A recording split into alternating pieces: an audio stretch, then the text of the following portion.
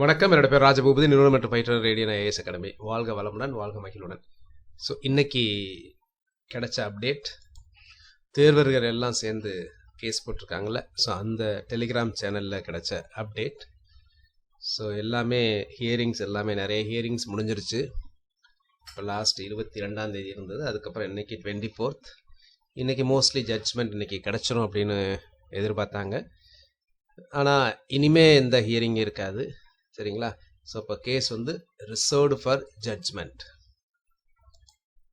So ஒரு இத்தனை வீக்கோ ஒரு 10 daysக்குள்ளேயே ஜட்ஜ்மெண்ட் வருவதற்கு நிறைய சான்சஸ் இருக்குது அப்படின்னு சொல்கிறாங்க.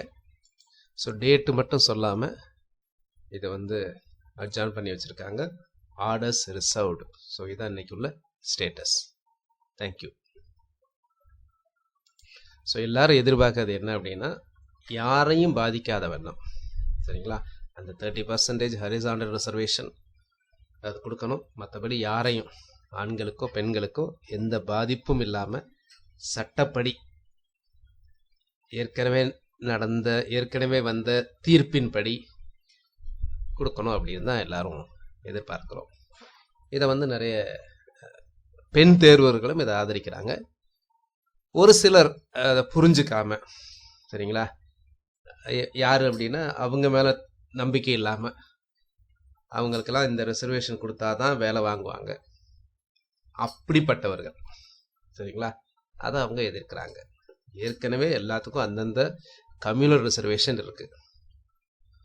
அதை தவிர இன்னும் extra reservation at the cost of men's, அதான் ரொம்ப முக்கியம், சரியா?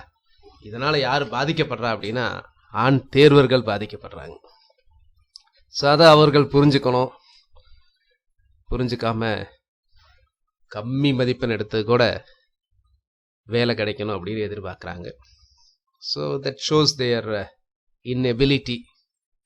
பட் பல நல்ல பெண் தேர்வர்கள் இதை புரிஞ்சுக்கிட்டவங்க, இதனால் என்னென்ன விளைவுகள்லாம் பிற்காலத்தில் ஏற்படும் அப்படிங்கிறத புரிஞ்சுக்கிட்டவங்க, தங்களுடைய திறமையை நம்புகிறவங்க யாரும் இதை எதிர்க்கலை.